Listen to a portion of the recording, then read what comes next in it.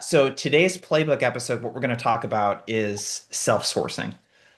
This has been a really hot topic, I feel like, for the last 2 or 3 years. A lot of what's happening, especially in software sales right now, is that buyers aren't buying the way that they used to. People aren't as proactive about shopping, so inbound's down.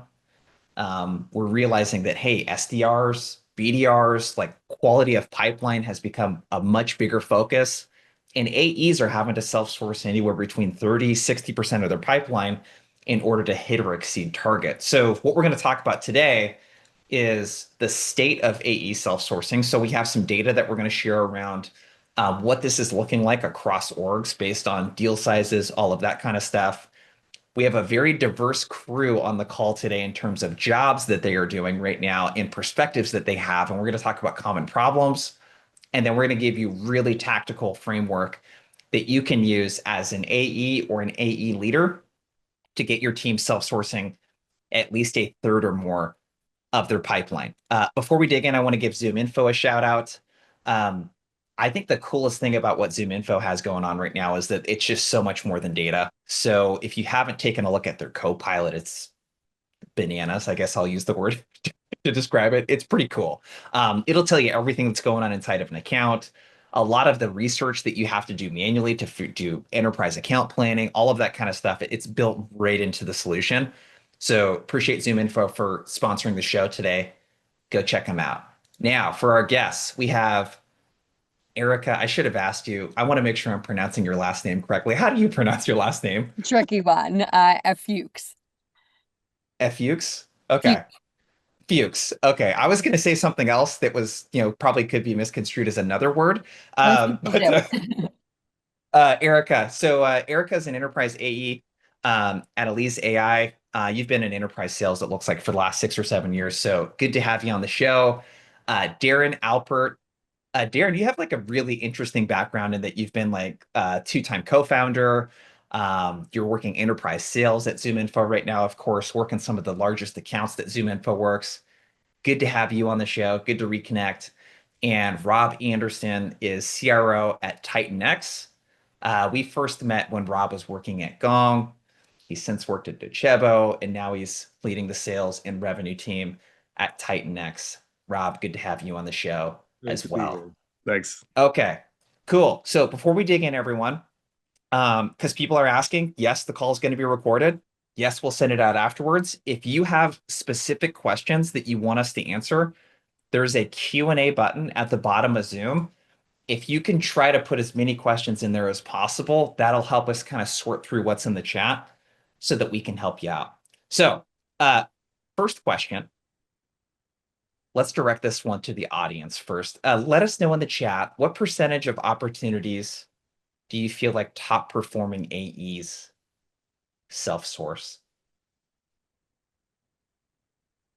We've got 50%, we've got 60, we got 5, 75, 80 to 90. So sort of all over the place. I would love to hear from each of you as we dig into some of the stats, because it does vary. I've seen everything from sales loft data to essentially, hey, the larger the deals, for the most part, the more that you're going to self-source. So top performers, according to this data set from SalesLoft, they're self-sourcing as much as a third to almost two-thirds of their pipeline. Bridge Group, this is data from, I believe, last year. And you can see the larger the deal size, for the most part, the more that AE is self-sourcing pipeline. So my first question, I want to just kick this your way first, Rob. Like, I feel like in software, it's gone through this dramatic change over time where there was like the old, Aaron Ross model of like, oh yeah, we're going to have SDRs and we're going to have AEs. They're not going to do any outbound. They're just going to close. And then we're going to have AMs, do the upselling and the cross-selling and manage the client account and all of that kind of stuff. You've been in the game for a while. How have you seen the demand for the AE to self-source pipeline change just during your time in sales and in Yeah, leadership? It's changed dramatically over time. It all comes back to the interest rates and the money and the cost of the entire equation of everything. So we've gone through dramatic shifts. I mean, ultimately, back when I was an SDR in 2016, I remember that sales loft and outreach were brand new, and emails still worked really well. It was a great time. Yep. But there was the ratios usually 1 to 1 or 1 to 2. We went through, ZERP, and we had gigantic teams of SDRs where then we started to have less capacity needs from the AEs to self-source. And now we're back into an economy right now where the math equation of having gigantic teams of SDRs is no longer really paying back the same way. Same time, companies have less money to spend, so less inbounds are coming in. But however, no one's goals are going down. So the companies are looking for a way to get more pipeline from their existing headcount versus hire more right now. And most of these teams, they have more AEs than SDRs. So the need is just blatantly from just a production and growing with the company perspective. It's a lot easier to say, if I've got 60 AEs, I just need one more opportunity from each one of those people per quarter. What would that do to cover the gap? So it's all just coming from that right now, from what I'm seeing and all the conversations I'm having. Yeah, so high level, it's, if you're a CRO or senior sales leader, you're looking at this as a math equation. Truly, yes. There's a cost to Yep, every dial, every email, every opportunity, and just trying to optimize that. 100%. Uh, Erika, from your perspective as a rep, having been in the game for the last 6 or 7 years, what have you noticed during your time? And maybe give us a little bit more about what you're doing right now at Elise and how much of your pipeline that you're self-sourcing and what that looks like for you. Yeah, for sure. I feel like it's definitely become more difficult, and I think that's kind of overall Mhm. consistent feedback that everybody says. Everybody kind of sends the same emails and does the same thing on the phone, and so you really have to differentiate yourself. I think that from, just a AE who does a lot of self-sourcing, I think, and will forever will feel that cold calls definitely do the trick over emails. People probably get over, 20 emails a day, I'm sure, for reps. And so, especially if you're leveraging email, you really have to stand out. And so to pick up the phone and actually dial that person and pique their interest in the first couple seconds, I think is really valuable. And I think, in the last couple of years I've been in this space, I think that has become even more prevalent. So how do you find the time to actually do this? Because that's the number one complaint that let me know if this resonates in the chat with anyone. Like that's the number one thing I hear from account executives. And we train, companies as large as your, Zooms and Shopify's of the world, all the way down to your startups that are building out an SDR team for the first time. That senior account executive, hey, I'm working deals, dude. Like I don't have time, to do this type of thing. Like how do you make time for that? Yeah, it's tough. I won't sit here and say that it's not. I think I am typically back to back quite a bit. So for the days that I do have time, I'm really just kind of like buckling down and, ripping cold calls. I would say I typically do some meal prepping, some email prepping at night and, on the weekend sometimes, but for the Yeah. most part, I think there's always going to be time in the day to sprinkle it in here and there. Um, I've tried the kind of blocking your calendar before, and I think sometimes things just come up. And so whenever I get the chance, typically what I'm focused on is I know my target accounts that I'm going after. I know the Yep. folks that I want to go after, and so it makes it much easier to actually like just kind of sit there and get to what I need to get to. But yeah, it's I think it's a priority for me. And so, you find the time to do it. Absolutely. Like Zach says in the chat, meal and email prepping some days. I'll never Love think it. about that. Just That'll always be that from now on. yeah, Tanner says filling in the white space on the calendar. Darin, before we get into some of the content today, give the folks some perspective. Like, how do you look at self-sourcing? What role does that play in your success at ZoomInfo? And Darin, for the audience, Darin, you're working some of the largest accounts that come through ZoomInfo. These are customer accounts. There are net new accounts, Fortune 1000s that you're working. It's some of the largest accounts at the company. So how do you think about self-sourcing and the impact for you and your success?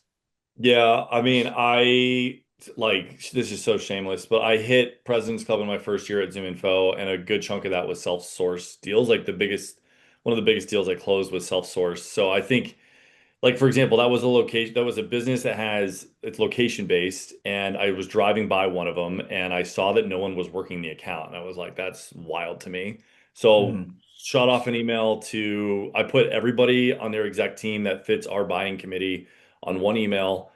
I think that's a strategy that can work when you're putting multiple people on an email, including a CEO, because if a CEO is on and a CMO is on and a head of sales is on, nobody wants to be the person that doesn't respond because the CEO is on there. So there's some like psychology to that. But I think that kind of stuff works, and we got moved down the ladder, but like starting at the top, going after accounts and that maybe haven't been worked in a while tends to be one of the ways that I think about it. But I'm like, there's no way I'll hit my number if I don't do any of my own self-sourcing. Okay, we're going to come back to that. The group email is a very interesting tactic. I've seen it done very well, and I've seen it done very distastefully Yeah, as well. So we'll come back to that in a second. sure. So I think that so far we've kind of set the stage that, hey, self-sourcing, it's gotten a lot harder over the years, and it's become a very necessary thing for almost every account executive to do in order to hit target. And it's likely something you're being asked by your organization, for you reps on here. How can you squeeze out another 20, 30%? So the first thing that I want to tackle is some of the common bottlenecks and challenges that we hear. I think there's a time component to, hey, I'm spending too much time working deals. How do I prioritize this? Maybe I've tried just about everything, but nothing's working for me. Or maybe you're in a position right now where you're like, I'm a little overwhelmed with how exactly to get started.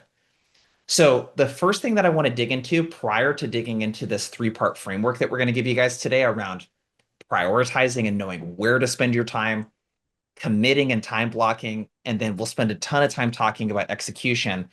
I want to talk about all of the stuff that kind of gets in the way of making it easy for an account executive to self-source. The first angle I want to take is like really an org level angle. Rob, with you. So you have, I think, a very unique perspective in that, and feel free to give some context on TitanX and kind Sure. of what you guys do.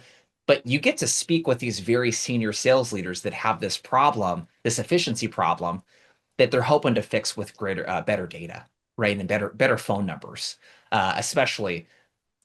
But when we're asking the AE to make more calls and asking them to make more cold calls, et cetera, there's a lot of stuff from a tech and data standpoint that can make that incredibly difficult. Can you share some perspective on that?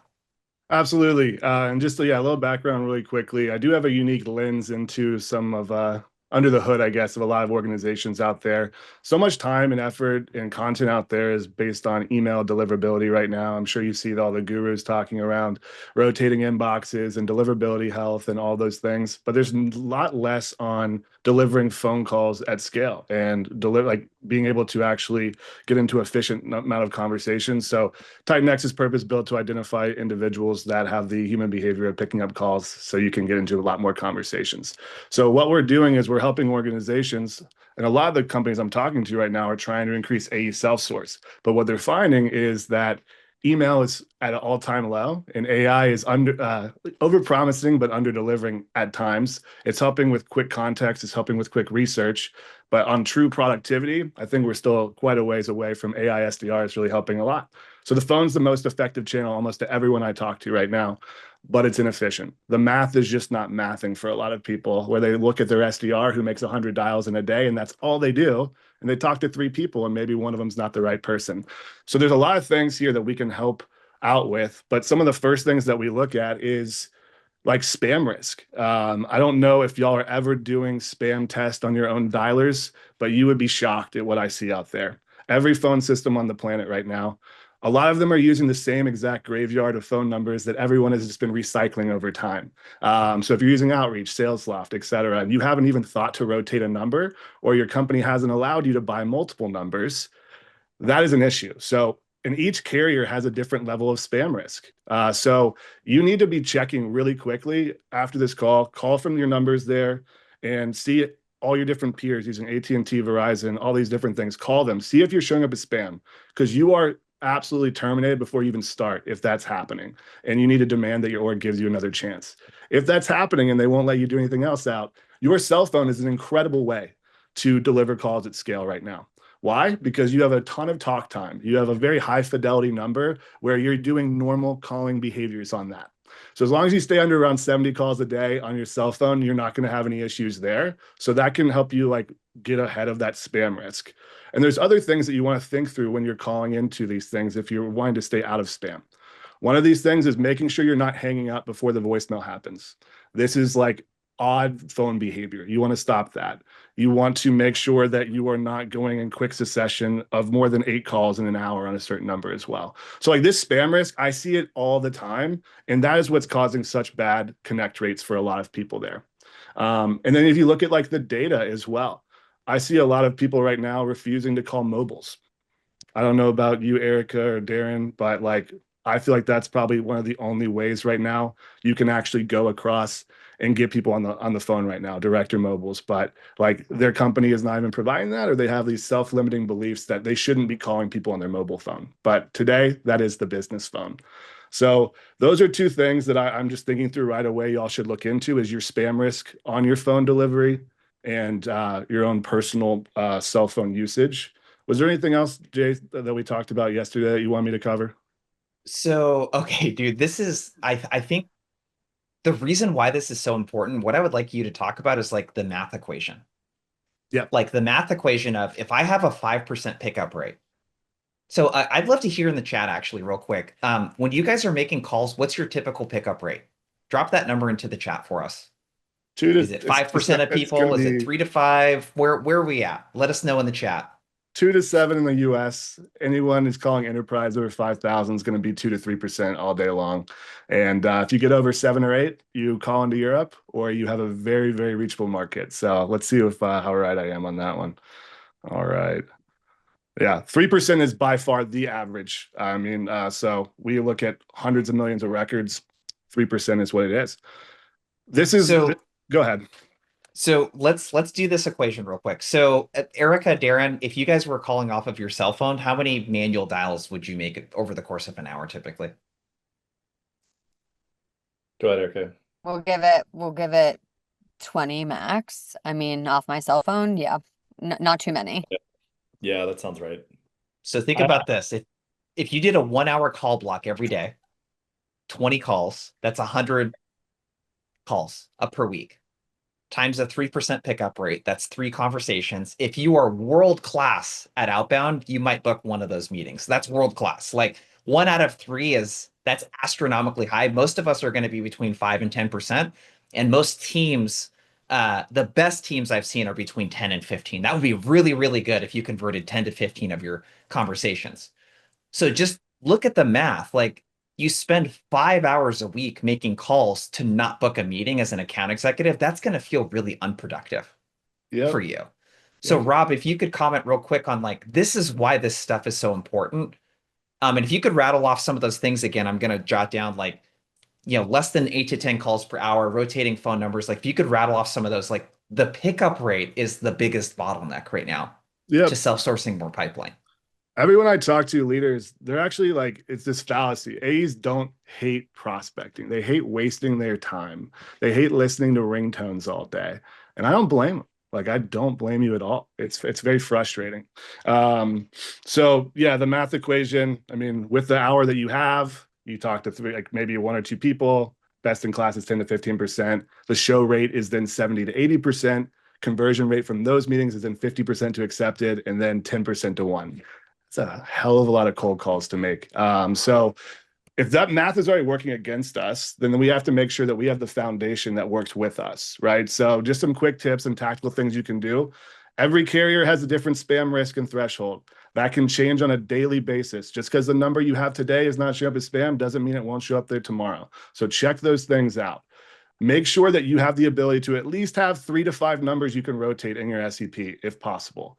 Those are things where you want to proactively manage this risk. If you're making more and firing off more than 8 calls in an hour, right around that 8th call are data points to you want to rotate ahead of the time when it is going to hit you with that. If your company won't allow you to buy multiple numbers, at least use local dialer presence. That will fire a different number on every call that you make, which will keep you out of spam more often. Also, all just like think about what you do as a human with your cell phone. Anything that's like odd behavior, a lot of calls in succession, hanging up before someone picks up or even gets to the voicemail, not having a lot of talk time to your dial ratio. Like these are all strange things and they pick up on that. So if you want to use your cell phone, it has very high performance. Just stay under 70 dials a day. Most of us can on AE self-source. That'll get you to a strong place. Trying to think if there's anything else I missed there, Jason. No, this is great. They'll come back to me. Darin, Erika, is there anything like how strategic are you with the phone around like when you decide to call people? Are there little things around like, hey, wait till they open up an email 2 or 3 times and maybe focus on them? Are you looking for other activity?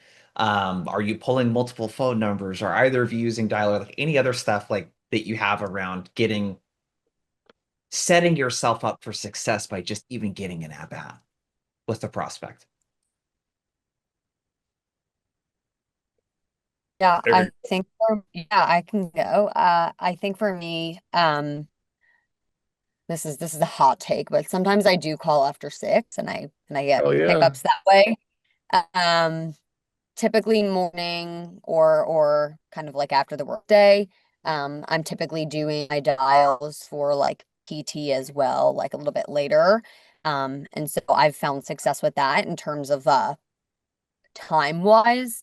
Um, but I would say for the most part, I think I'm lucky that in the space I'm in, I think it's easier to find mobile numbers. So I don't have to go through a lot of like gatekeepers from that perspective. But time wise, yeah, I would say after 6. And sounds like Rob feels the Oh, I same. love it. Hell yeah, I do. Friday afternoon after 4 is dominant. So don't hang it up early. yeah, it would be interesting to test like Sunday night. There's a lot of execs that work Sunday night. Uh, Oh I don't know if shit. they're like Yeah. have like Depends a on big if their NFL team is winning or not at that point. yeah, You're a bold man. I don't know if yeah. I I pick haven't up. done it. I mean, I've seen a lot of emails on Sunday night. I actually think emails on Sunday night works pretty well They because do. Yeah. it's a lot of times it's execs working on the business, not necessarily in the business, so they have time to, they're not getting flooded with emails from people, but now they will after I just said that. Yeah. Um, But yeah, I mean, I also wonder if like the world of cold texting is going to start because it's like it's kind of the world we live in. I don't know. It's like this unknown. I think cold emails weren't a thing until they were a thing, and like I think cold texting could become a lot more popular over the next 5 years. There's going to be a lot more regulations that hit cold texting before cold calling, Definitely. though. So TCPAA is out there. Anything where they're protecting people on B2C, it always trickles down to B2B. So there's the Yeah, fraud, there's links and stuff. So it's I would be surprised if that goes big, but maybe the cold FaceTime will make a return. Who knows? cold The cold FaceTime. FaceTime. Yeah. That's bold. So I've noticed too, because I've been making quite a few calls this week for a Chicago exec dinner that we're hosting next week, and I have like a 16% pickup rate between 5 and 6 p.m. local time in Chicago. So it's like I definitely noticed that. I don't know what the legalities are around what I'm about to recommend, but I also noticed 5 minutes prior to 8 a.m., 7:55 to 8 a.m., I get a lot of pickups right before 8 a.m. too. Yeah. So if I'm Uh, having trouble getting a hold of someone, I try to call them right before the beginning of their workday. You can do that on every hour, 5 minutes before. Usually people are expecting a call to come in for their next call. So if I have really high tier 1A people, I would set up those blocks or reminders for those like really core times. And if you think about it too, like you can set up your day for success really well. It's a little bit of extra planning, but it's worth it, is to like tag all of your prospects by their city time zone from Yeah. LinkedIn. So then you're calling, you can make effective calling blocks all throughout the day. So if we want to call from 8 a.m. to 9:30, 12 to 1, and 4 to 6, you can stack that all the way up from East Coast, Central, Mountain, like West Coast, where you're calling from 9 to 12, but you're hitting everyone at the perfect time the whole time. So if you just make some smart views and filters and tagging systems, that'll set you up because IBM ran millions of studies of billions of records. It looks like a W. People are in meetings all throughout the middle pockets of the day. You want to hit them at the lunch, the early hour, and when they're going home. That'll give you by far the highest success rates. Love it. Okay, let's keep moving.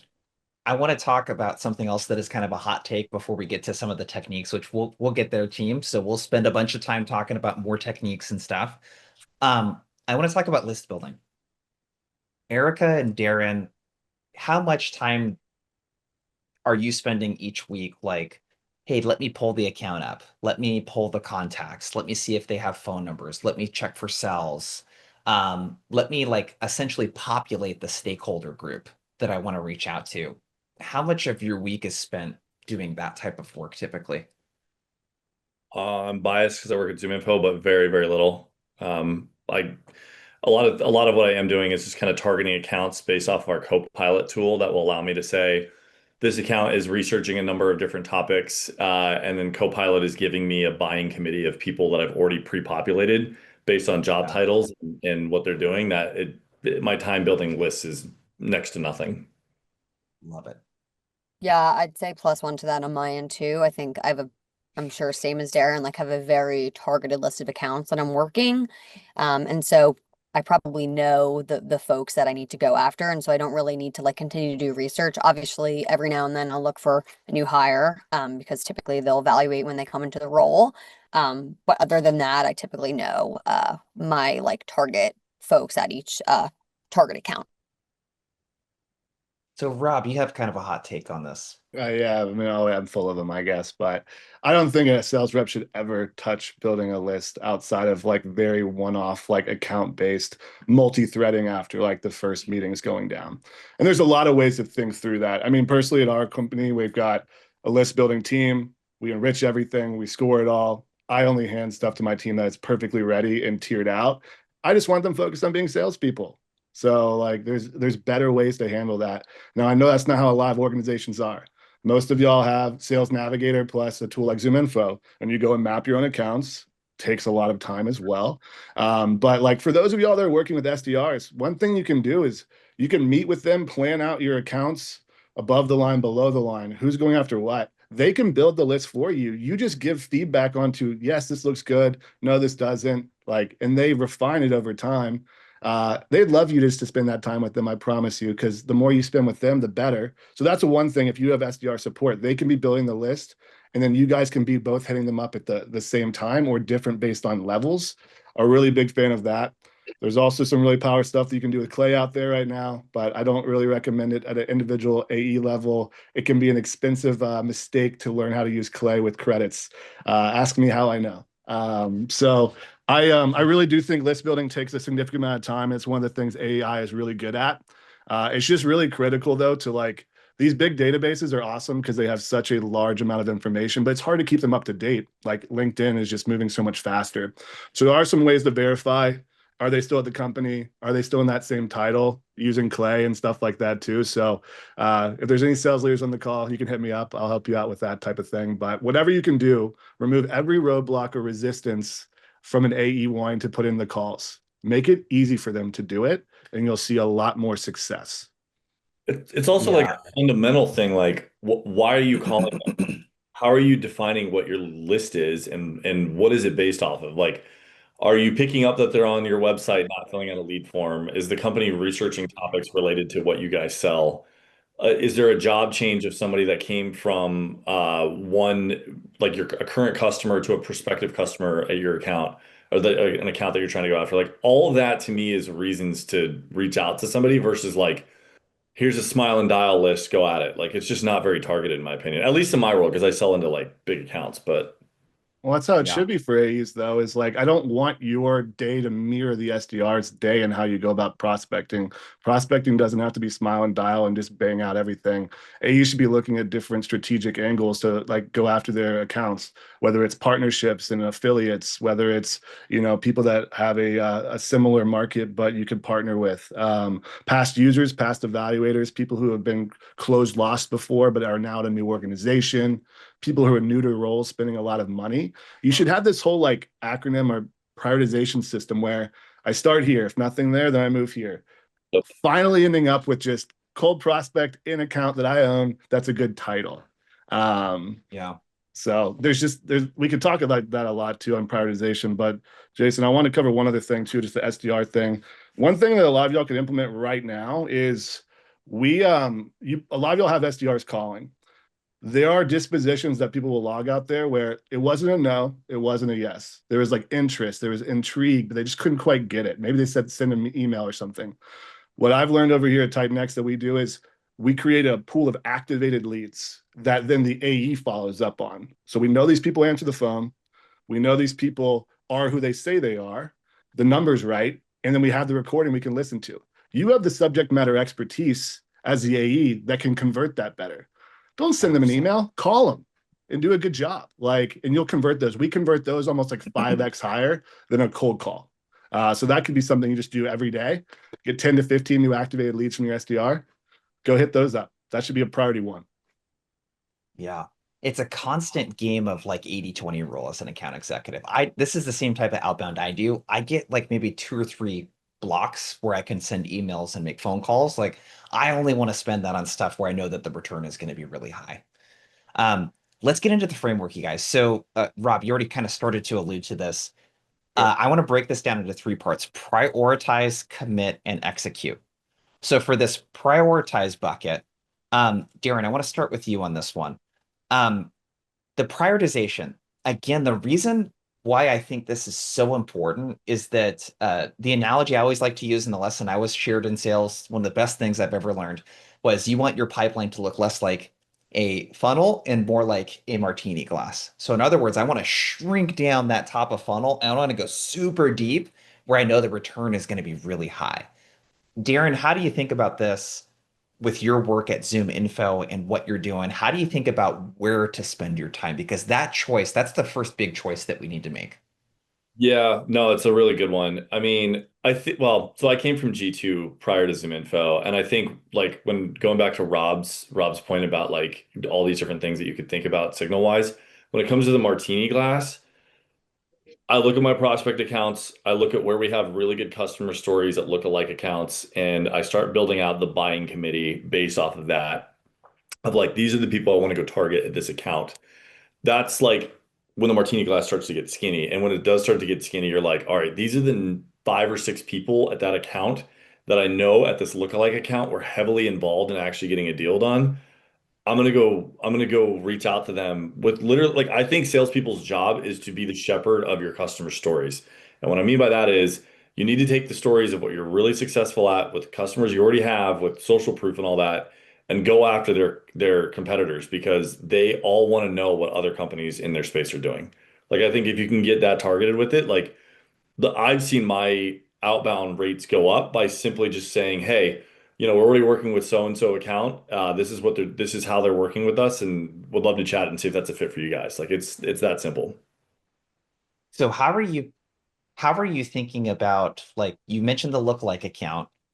Are you digging a layer deeper into like what are all of the other triggers that you might be looking for in terms of newly hired executives, previous users? Like, is there kind of a hit list of things that if someone's maybe not using Copilot that kind of spoon feeds this information to them, what are some of the other things?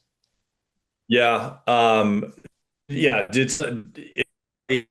I previously used tool at their last company that now works at the prospect you're going after.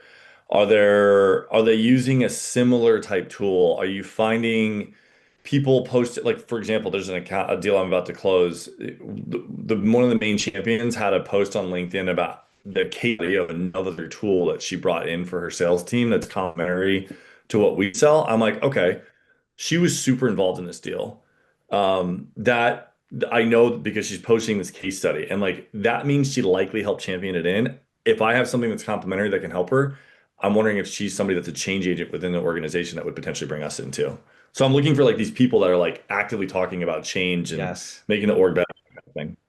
This is a really big thing, I think, for enterprise reps that's highly underrated is you look for case studies that other companies have created with that account in complementary products.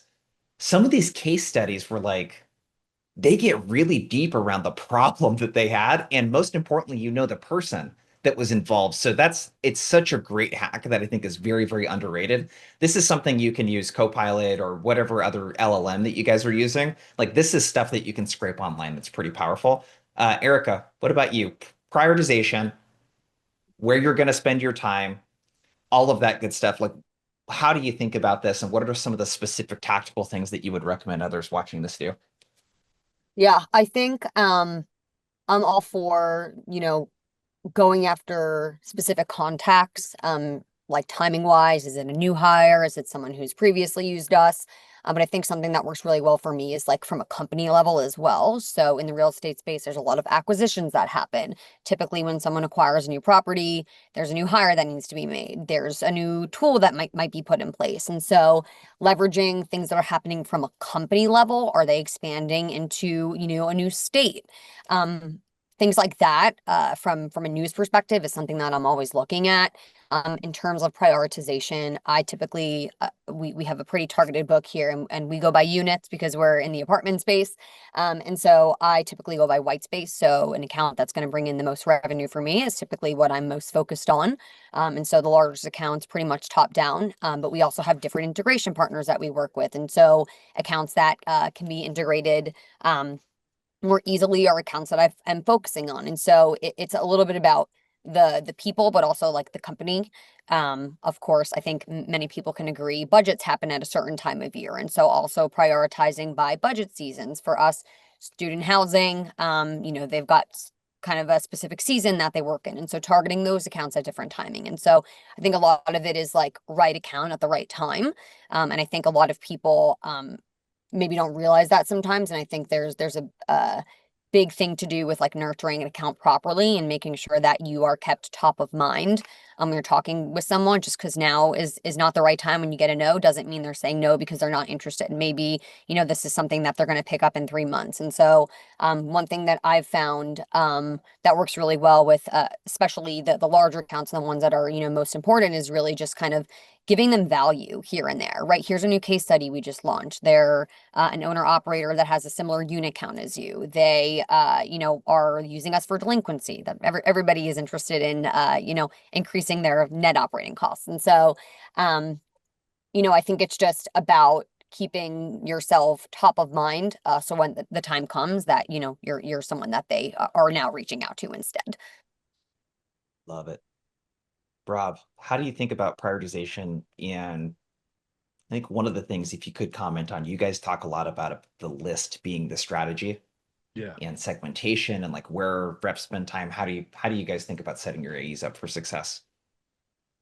Yeah, for sure. I've run a lot of large SDR teams as well, and that's like this topic has been one I just like obsessed about every day. Is how do you prioritize accounts and how do you prioritize the people within them? What do I do today versus a month from now versus last week, and all of the opportunity costs associated with that. Most of us have like more accounts than we even need. At least at the SDR level, AE should have a smaller patch within there to be focused, but you still should be tiering out your accounts based on fit. But then how do you go beyond that in a more dynamic place of the signals that are going out there? So I'll hit on the list as a strategy here in a second, but just like some tactical things. I find that obviously, like when we get these territories, trying to inherit and understand what's happened in the past within my book is really critical. And there's obvious stuff like closed lost deals. I think are like some of like by far the best. At one point in time, someone thought it was good enough to be a qualified opportunity, and conversational intelligence can give us all of the stuff that happened in the past. I mean, Gong can even allow you to ask it anything about the past of like what happened there. Like talk about incredible context to call with. So I'm always looking at like closed loss, but I want to take it a step lower, even past users, right? That's awesome, Rob, but those things exhaust. I have like maybe 16 of those in my book, and then what? So I was always on this quest of like, how could I build a bigger stack of signals of my best signals?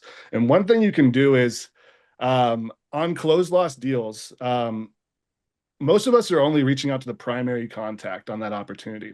But if you think about a whole cycle, there's some of us are selling to 5 people. There's group demos of 10 people. There's all these different people involved throughout the deal cycle. You can look into all these, I call them past evaluators, but like there's now you just amplified your stack of people that know your brand, that have evaluated your solution in the past by about 10x instantly. And then you can stack those with other signals, right? If those people have now moved somewhere else, they're not a new company, they're new to their role, and they've evaluated before. That is like absolute money that you're not thinking about behind the scenes. lots of different ways to track those people, whether it's LinkedIn Sales Navigator, manually. There's like user gyms out there. There's a ton of tools, but like tracking people wherever they go and never missing new to role people in your top accounts is really critical in my opinion. So never miss on your close loss, never miss on your past evaluators or past champions, I think is really key as an AE. Next would be, again, those activated leads or follow-ups. We have a saying where we say the fat stacks are in the follow backs here. So basically, cold calls converted like a double rate or 3x rate on follow-up calls. It's just a not now. Like, don't forget about all those people that you have talked to. Why? Again, they're verified the right person and you know they pick up the phone. So you can focus on these people. The timing is not always right in outbound. We can't cheat that. So like, how do we just make sure we're showing up at the right time? At least calling people like every 90 days. So I'm looking at that type of stuff. I mean, obviously we can have the shameless plug here for a second. Like at TitanX, we just identify people who pick up the phone at a very high rate, at 25% connect rate. So that's a lot of what I do with my team is just, we find the right people, we build the list, we identify those with the human behavior that pick up the phone, and that's all I have my AEs call. And they make 30 dials and talk to 8 people in 30 minutes. So it gets a little bit easier with that, of course. And one last thing would be multi-threading. I don't think prospecting has to be a net new opportunity you create each time. If my mid-market plus AEs or enterprise AEs, this is a great strategy here as well. Just because you get one meeting in FedEx, you don't just stop and just keep that one contact, right? You learned a lot in that first meeting. Sometimes they're managers or directors. Where do we go? So your prospecting should be focused on getting a second and third plus meeting with new stakeholders. That's where I've watched my AEs do a lot of prospecting is SDR break me into an account, AE now take that leverage and go wide into that account. So that's where I really like AEs to prospect as well, is to get momentum. Love it. Ashley Blake in the chat asks, I have so many contacts that don't have emails, so it's hard to make calls. I can't say, she didn't say this, but essentially what she's saying it looks like is, I can't say I'm following up on the email. What do we think of that? I have a very strong opinion on this, but let me know what you three think. Should you call people if you don't have an email and you don't have anything to follow up on? And if so, what's the strategy? Do they have a LinkedIn? I mean, if they don't have an email, they probably don't have a LinkedIn, right? You never know. Yeah. Well, there's a difference between not having an email Depends on or the industry, I guess. does the Let's say company that you not don't have the email? data. You don't have the Yeah. data. They probably have an email address. We don't have the data. I'm hitting LinkedIn in the phone personally, but LinkedIn is actually pretty untapped if you do it right. LinkedIn doesn't have the spam filters as these great companies do. LinkedIn is pretty powerful right now, as long as you don't treat it as a connect and pitch slap ultimately. But I would be hitting that up as another channel, and I'd be finding their phone number, and I would be calling the HQ number if I have to. So lots of different ways. And I think also, the thing to think about. Go ahead, Aaron. I was I gonna was going to say, say voicemails too. yeah, you can start testing email formats too. Like there's only so many email formats at most companies, you know. Totally. First initial, last at, first dot last, you know, there's only so many. That was my first SDR job, was just guessing emails until I was right. So Well, I think the other thing too, like underneath the question is like, if the reason you're calling someone is to follow up on an email, you need a stronger reason to call that person. That's not a great reason. Yep. So like, that's the thing I would be thinking about, Ashley, is like, you're not calling to follow up on an email. You might say that I sent you an email about XYZ topic, but you should be calling because you're working with a peer and you see that they might have a problem with something and like you have a point of view or a hypothesis on that. Like that's what you should be doing. You don't need to follow up on an email. To that point, like I've always viewed sales when you're selling into new customers as free consulting. You're consulting by giving them a perspective they could not get. If you work with Pepsi and they work at Coke, tell them what Pepsi's doing. Like that is the only way to really differentiate yourself at this point is, and I come back to these customer stories because our job as salespeople is to shepherd customer stories to prospective customers and teach them something that they couldn't get anywhere else. That's 100%. I agree, and I think the FOMO effect is truly real in the space. If your competitor's using something, if someone that you know another tool that they might be exploring, you know what are you missing out on that other people are using and benefiting from? Yep. Yep. Hey, your Um, stock's down X% over the last year, and there's four competitors in your space that are using us, and they've grown. Do you want to see how? Like, that's pretty powerful. Yeah. yep. You're hitting on the offer. And that's one thing that most people just forget about a lot is like, do you have something valuable enough for your VP plus to actually take 25 to 30 minutes? Just asking for time is sorry, you're not special enough. Like, so your company, you should demand from them, are there offers that we can create? Roundtables, benchmarking reports, like reviewing, like connecting you with our, if they you sell to product marketing, hey, I'd like to connect you with our VP of product marketing to talk like about things. Like you need a reason for them to take the meeting. Getting them on the phone is one part. Getting them to agree to the time is another. And a demo or a Starbucks gift card ain't cutting it these days. You sound like everyone else. Sound like Yep. everyone else. Give me something I can't find anywhere else. The 100%. stats back this up too. We just did a study of 85 million cold emails with Gong. It's like 2 months fresh. Um, a compelling offer outperforms asking for time or asking for interest by 40%. So you're Always. 40% more likely to book a meeting by having a compelling offer. So love that. That's everything in enterprise too. We got to keep going. So we got about 12 minutes left. We've talked about prioritization. I think we should talk about the commit piece of the equation. Really kind of quickly, Darin, I'll start with you. Dude, how do you make time for this? Like between all of the other shit that you're doing? Yeah. Is there a maybe a not so obvious thing, or it could be a really obvious thing that people just need a reminder of, that's like, if I need to prioritize this, and make this happen, like how do I actually make space for it and commit to it, follow through, etc.? Yeah, so I have a 2-year-old son, so I try to like get offline from like 5:30 to 8 every night and just not look at anything and just be with him and my wife. But after that, I'm like, okay, do I want to go sit there and watch some stupid sporting event or some Netflix movie I'm going to zone out in, or would I rather go build pipeline? Like, and the reason I do it at that hour is because there's no noise. You're not getting internal Slack messages. You don't have like just random updating you have to do in Salesforce, blah, blah, blah, blah, blah. That is a time that you can really just hone in on that kind of stuff. You have to make the time. You have to block it out. And I just like the reality of our business or salespeople in general is like you're going to get hit up with all this internal stuff that you have to do. So if you want to go actually deep dive into accounts, like that's the only time I find time to do it. Honest answer. You do it outside of business hours. Yeah. So, yep. Yeah, it's the reality. Erica? Yeah, probably the same. Obviously cold calling for the most part is during business hours. But again, I am researching the accounts and looking into what I can potentially leverage, bring value to them if they pick up the phone so they don't hang up, right? And so I think that work is probably done outside of work hours currently. But that makes during the day even better and even better when I can pick up the phone and, call these 50 accounts that I know these are the C-suite people that I want to go after.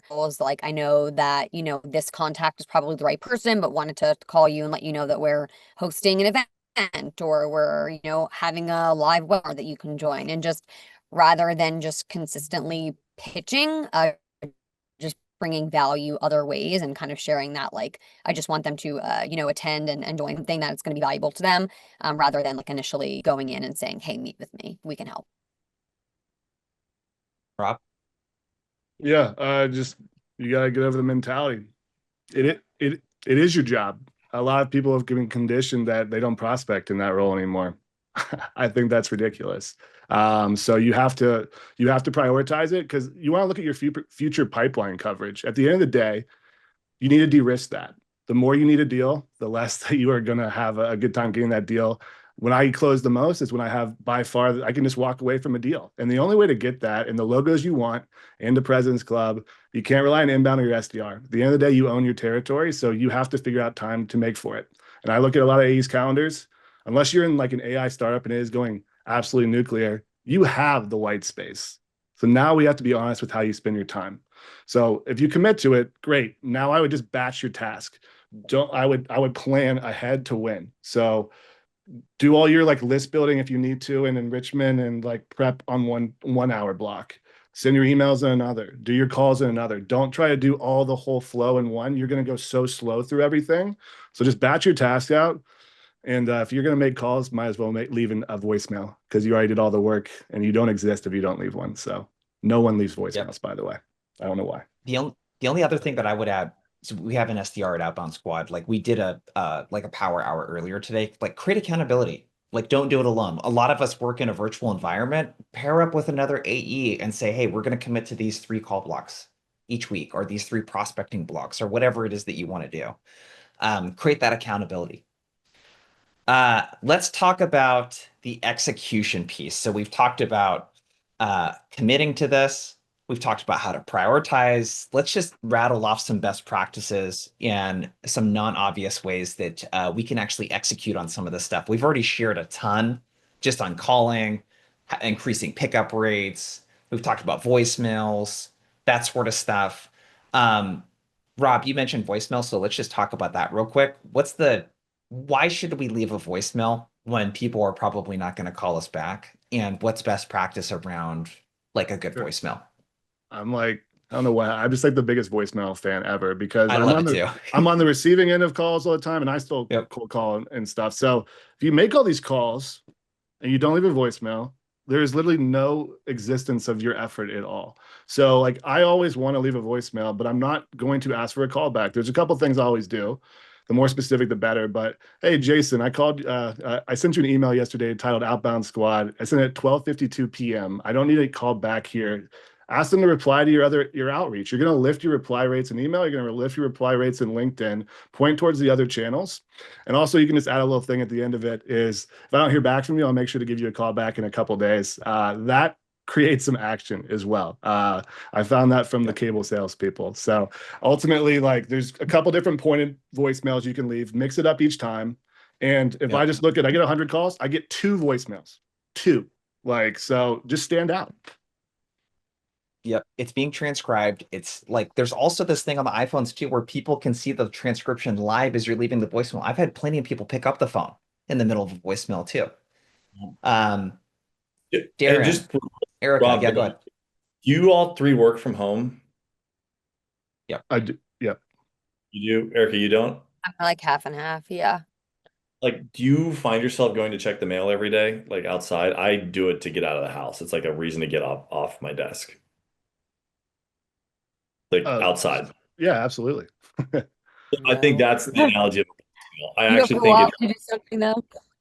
yeah, like I think people are actually checking the stuff in their voicemail because you don't really get that many of them because no one's leaving them anymore. Like it, to Rob's point, like I actually think that's a reason to do it. Exactly. Do what Well, other people don't Yeah, want I to do. think yeah, and to Rob's point, like you know, it's not necessarily like an ask to call back, right? Like I don't think I've ever asked someone to call me back. I'm like, hey, sent you this email, or like, hey, we've got a conference coming up, or you know, something that can, you know, provide value rather than just saying, look at this. And you know, I think that is gonna get them to do what you ask compared to some long voicemail that they're probably pitching your product that they're probably gonna hang up on midway. Yep. yep. Darin, tell us about this group email thing, dude. You brought it up at the beginning. Oh, the group email thing? Yeah, like I don't Yeah, know. yeah. I Tell us get about more this. people. I don't know. Maybe this is the founder in me that, like, in my previous life, where I literally would check every email and read everything and like need to get it in or out of my inbox. That same mentality, if you look at the people that have made the C-suite at these big companies or even smaller ones, they're pretty neurotic. They're pretty driven people. They want inbox zero for the most part. Like they want to make sure that there's closed loops with things. That's one piece of it. The second piece of it is if you're like a CMO or a CRO that reports into a CEO and you're all in an email, somebody needs to take accountability for that. Otherwise, the CEO is going to be like, "What happened to this?" I'm not saying every time, but like it's led to some very big deals for me. So there's psychology around putting everybody on one email. There's a What's the group. fo what's the focal like what's the focus of the email when you send it out and you include a bunch of people on it? Yeah, And I want to make sure that everyone here understands that this is not like a spam tactic where you just drop a shit ton of people on no, the no, no. account side into an email. Um, like what's the purpose of the email, like generally? It's, hey, your competitors are using us. Do you want to hear how? Like the C-suite is the most competitive group at any company. Hmm. They're always thinking about how to capture more market share. In fact, they're probably the only ones at a company thinking about it. If you're going after some mid-tier director or even VPs, they work at the direction of the C-suite. So if the C-suite is rowing the boat and they're the ones setting the whole motion of the company and all the strategic core things that they're working on, and you hit on something like that, granted, it's not always perfect, but if you do hit on it, they're going to go push it down to somebody on their team. And if somebody on their team gets handed something from their C-suite, they're going to follow up on it. Yeah. Do That's you address someone specifically? Jamie is asking in the email. I'll put their names. Like I don't put like more than 4 or 5 people on it. Yeah. Like for us, we sell to sales leaders and we sell to marketing leaders. So I'll put a CMO and a CRO or a SVP of sales or whatever. Yeah. And the Love it. CEO. CEO is the number one salesperson at any company. That's their job, grow the business. So if you've got ways that you can help them do that and you're showing how you're helping competitors do it, the competitive juices start to come out. It's funny. Yeah. A lot of people neglect CEOs because they just think that they're harder or whatever. We actually have a lot of data points towards C levels are converted at a higher level on outreach because they're actively always trying to find things to do, and people avoid them because at the end of the day, they're just people. Like, so Creative call the people. They're CEOs, creative. call them. Yeah. Yeah. Yeah. What are you This afraid is of? They're people. Yeah. we found They also have we did the a most to lose. Sorry. no, all good. It was cutting out a little bit. We did a pickup rate study with Orem recently, and what they found also is the VP is the hardest person to get a hold of on the phone. Like the C-suite is actually easier to get a hold of than the VPs. Yeah, we So do it's pretty interesting. a lot of data on that. It's pretty from top to bottom, from SDRs to like CEOs. It's pretty flat-ish around just how many people do answer. It's crazy. So don't have self-limiting beliefs that they don't pick up. They will. Yeah, love it. We've talked about calling, cell phones, all of that type of stuff. Anyone here leverage partnerships or partner intros or anything like that? Any best practices you guys have on that? And then we get hot.